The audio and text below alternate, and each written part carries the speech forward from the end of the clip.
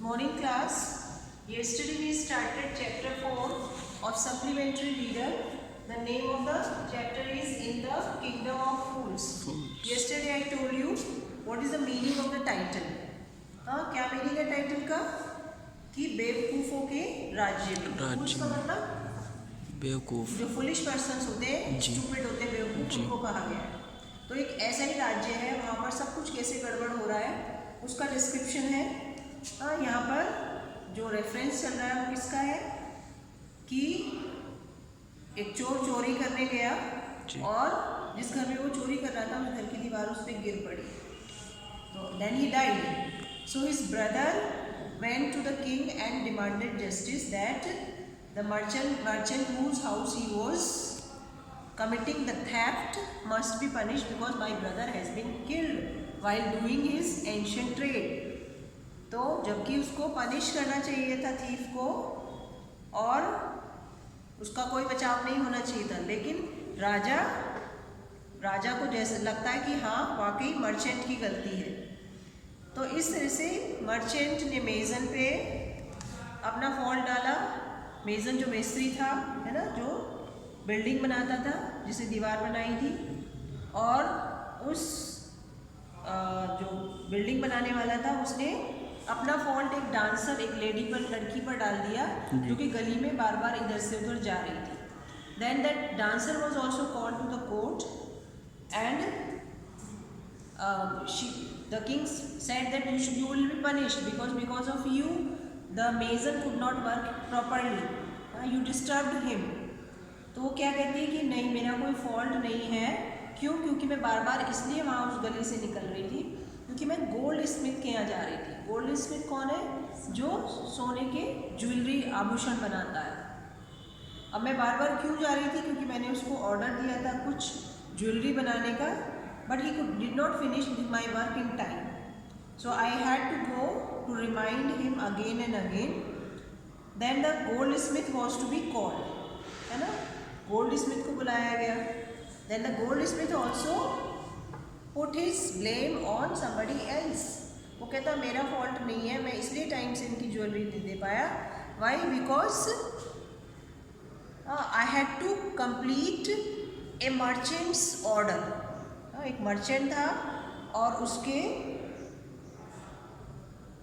उसे कुछ ज्वेलरी की ज़रूरत थी और वो ज्वेलरी उसने शॉर्ट टाइम में मुझे बनाने को बोला था। तो गोल्ड स्मिथ ने अपना फॉल्ट किस पे डाला? मर्चेंट पे डाल दिया। Then the merchant was called. Now the story starts from here. I'll read out the paragraph and you have to listen. The goldsmith named the merchant and he was none other than the original owner of the house whose wall had fallen. Now justice had come full circle, thought the king back to the merchant. When he was rudely summoned back to the court, he arrived crying, It wasn't me but my father who ordered the jewelry. He is dead, I am innocent. अब ये merchant वही merchant है जिससे story start होती है, जिसके यहाँ घर में चोरी हुई थी। So when he was called to the court, the king was very happy, very satisfied that the justice is come full certain. अब काम पूरा हुआ है, ठीक है, अब काम पूरा, अब जस्टिस पूरा हुआ, अब न्याय पूरा होगा, तो अब इसको पनिशमेंट मैं दूंगा। He was thinking of that, but when the merchant came he also pleaded innocent. वो कहता कि नहीं, मेरी तो कोई गलती नहीं है। क्यों गलती नहीं है? क्योंकि ये ज्वेलरी का ऑर्डर मैंने भी मेरे फादर ने दिया था and my father is no more, he is dead. वो तो मर गए हैं, मैं तो इनोसेंट हूँ। And he ordered a new stake to be made ready for the execution. नहीं, ये नहीं है, इससे प्रीवियस पैराग्राफ है। But the king consulted his minister and ruled decisively, it's true your father is the true murderer, he is dead but somebody must be punished in his place.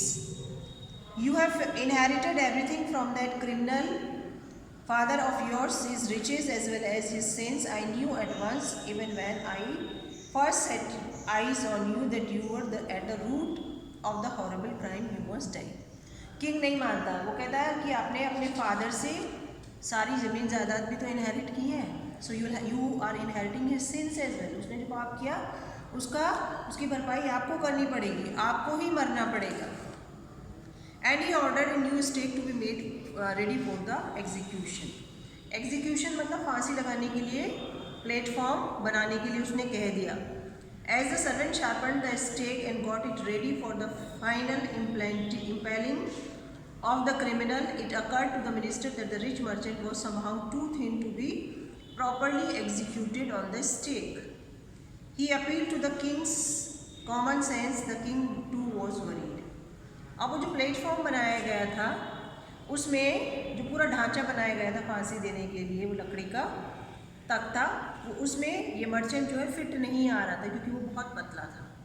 तो उसके minister ने कहा कि ये तो इसमें fit नहीं आ रहा, हाँ आप यहाँ पर फांसी इसको नहीं किसी और को दीजिए।